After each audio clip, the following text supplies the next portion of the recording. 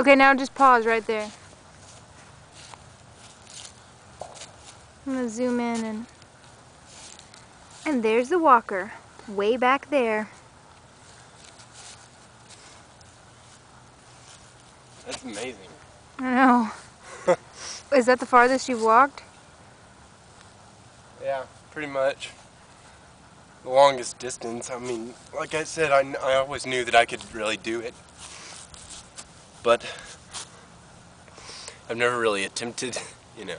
Yeah. Because there's not that much space in a house. And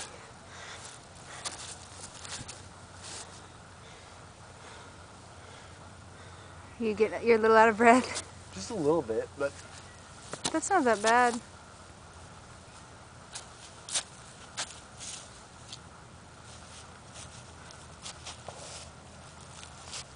So how do you feel just, standing there? What are your muscles kind of feel like, or what are you really aware of? it's almost like whenever they get really fatigued, I have to kind of keep moving a little bit Yeah. to keep my balance. I mean, I have to replant my feet to kind of get my legs under me, but it's not that, it's just maybe normal fatigue, normal muscle fatigue, not really. I mean, the balance is obviously still there. Yeah. So Do you notice being able to walk now any more control as far as your movements, and any more precision when you pick up things throughout the day or when you step Yeah. and things like that?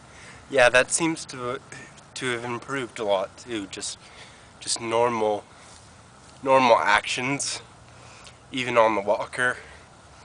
Walking. It seems to have improved a lot as well. Sometimes whenever I am tired or like sick, it starts to get a little bit shaky, but that's just fatigue. Now, tell me some of the things, because I know that you've been to several places with therapy. I remember when you were younger, you went to Florida and St. Louis, and I know you've been to Sedona recently, but what were some of the things that they told you? What were some of their findings and maybe the prognosis that they gave you?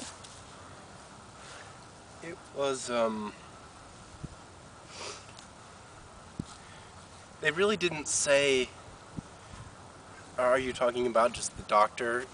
Yeah, the doctors doctor themselves, and like the tests. yeah. Well, whenever we went to St. Louis, we did a week's worth of testing, and it was more, they did everything to try and find out what was the cause, and they kind of passed it off as just a general movement disorder.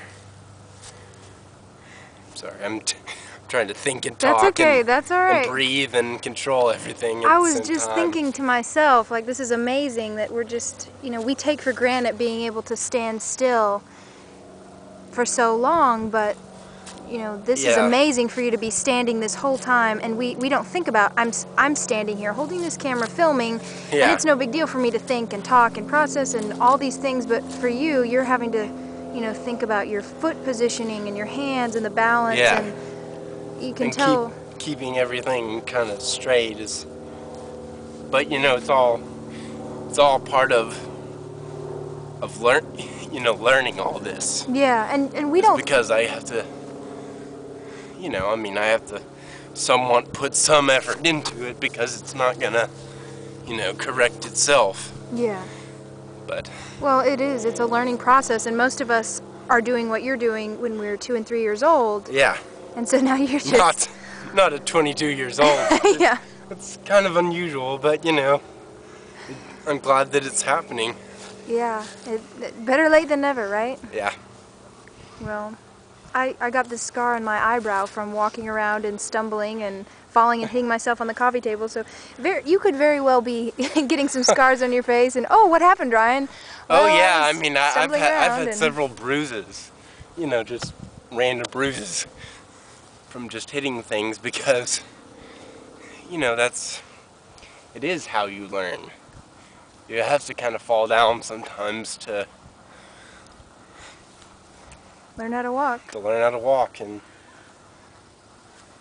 the balance and everything just suddenly came to me, and you know, that's what I'm doing right now, is I'm working with that balance and with that control to try and walk, you know. It's amazing. Yeah, I mean, it's just, well, to be standing and walking for this long is amazing. Yeah. Well, what are some of the things they said about, because I know that they've always said, well, it's a rare movement disorder, and I know a lot of people have thought it's cerebral palsy or something like that, but that's not what it is. And I know they mentioned a scarring on the myelin, maybe, I don't... Yeah, they came up with a lot of different possibilities, but, you know, in the end, they really didn't know, because they can't pinpoint anything, you know. It's all, they did all kinds of tests, and everything came back normal. But, you know, they knew that there was something wrong. Yeah. So.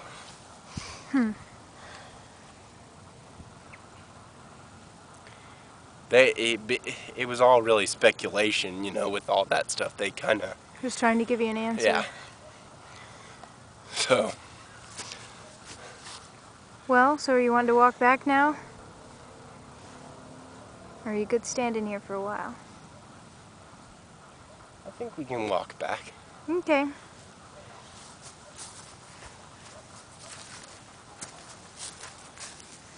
I find that it's easier for me to just keep in motion. Yeah. Though. Oh! But even that right there, I mean, just getting down and picking right back up like that is just... Yeah, it's not like a disaster whenever I start to go, because, you know, I can catch myself and reposition. I notice a lot more control.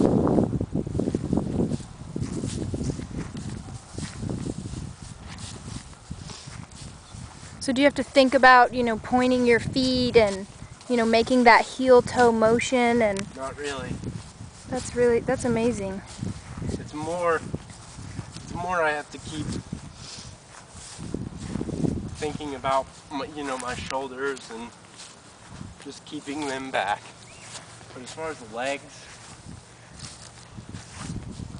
I don't have to think about, you know, positioning really. What about your feet and your ankles?